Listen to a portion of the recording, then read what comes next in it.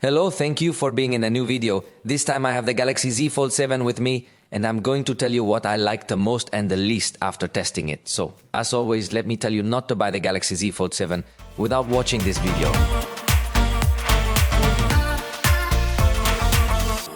Consider its launch price of 45,999 pesos. Obviously, at the time of publishing this video, the device already has interesting promotions and discounts that can make it more attractive.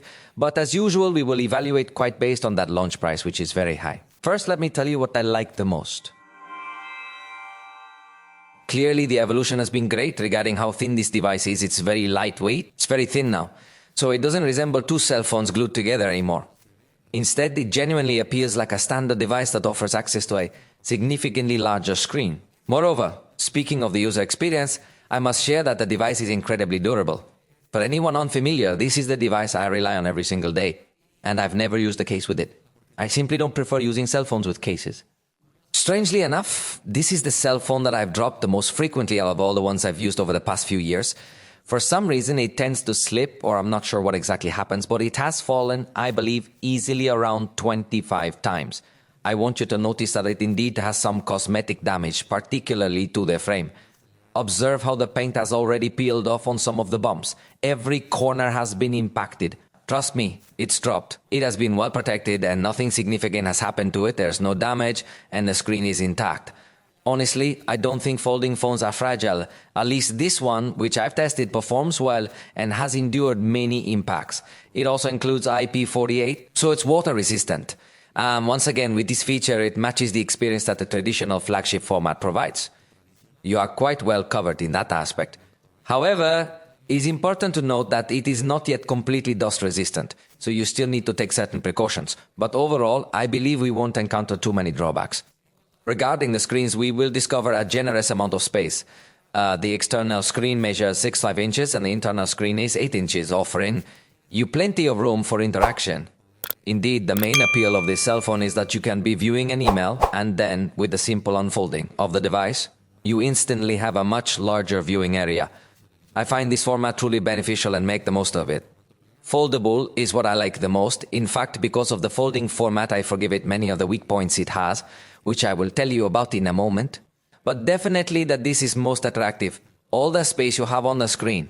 Additionally, it features high-quality sound that is symmetrical in terms of power, range, and more.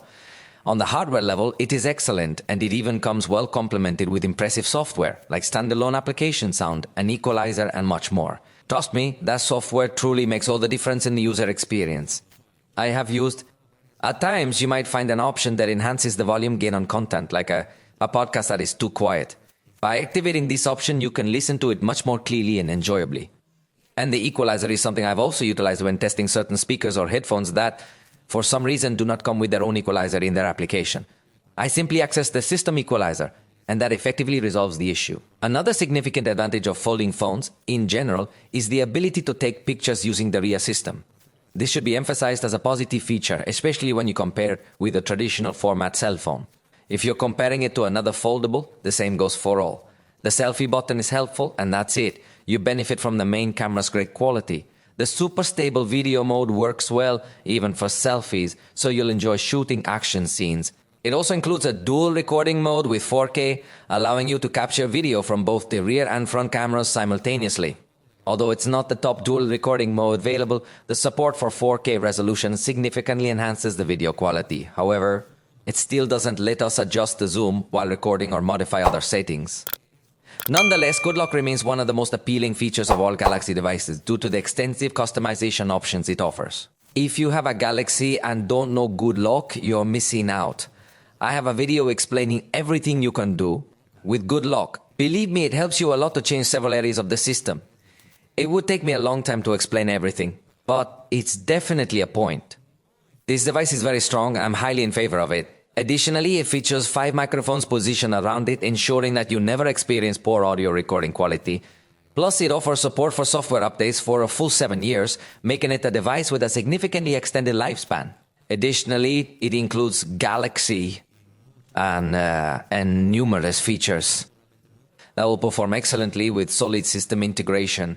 Over time, more options will likely be added. It also provides Samsung DX, enabling us to connect the device to an external monitor, and with a wireless keyboard and mouse, you can further boost your productivity.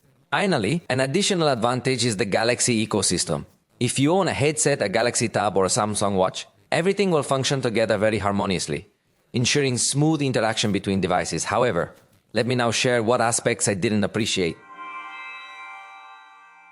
In this case, the Gorilla Armor on the Galaxy S Ultra isn't integrated.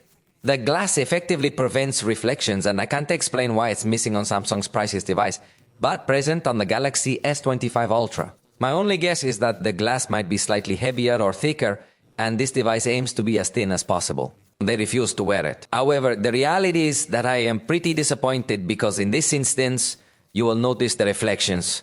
Moreover, it does not include the aptX adaptive codec or LHDC, which means you are somewhat restricted in terms of the choices available to purchase high-resolution Bluetooth headphones. In this particular situation, it will only support Samsung's proprietary SSE or LDAC codec and the basic version of aptX. Yet, I believe there are other flagship devices which are less costly that will provide the complete range of options. The front cameras are clearly quite basic, especially because they have a fixed focus. This is something that has bothered me a lot. For someone like me, who often wants to record something for a story or some content, it's really disappointing. I dislike recording with this front camera. Additionally, in photos, the front camera falls short, particularly in extreme backlight situations. This is surprising considering it's supposed to be a flagship phone.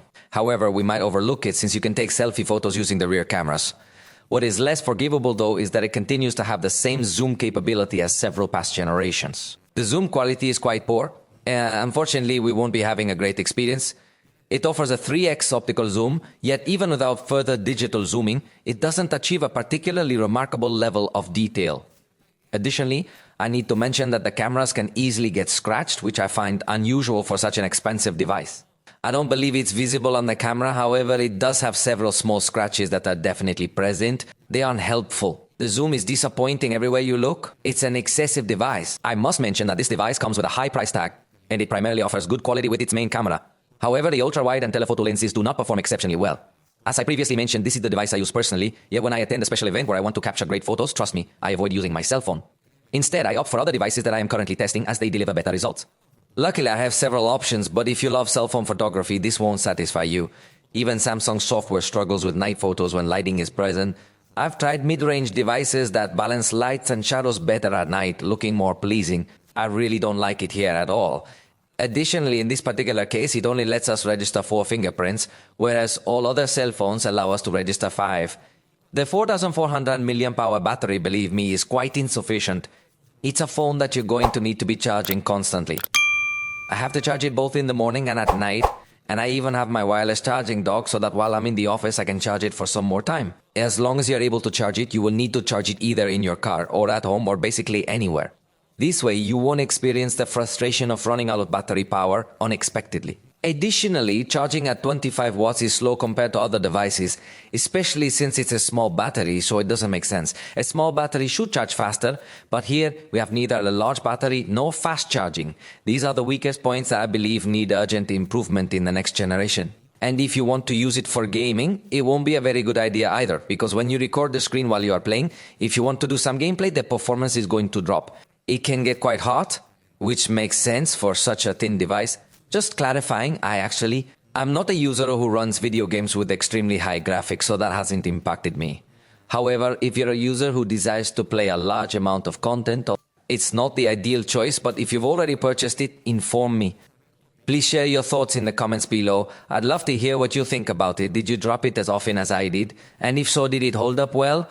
What do you think of the cameras? Tell me if you take advantage of the fact that it's a foldable, or have you basically used it as a traditional cell phone and open it very few times a day?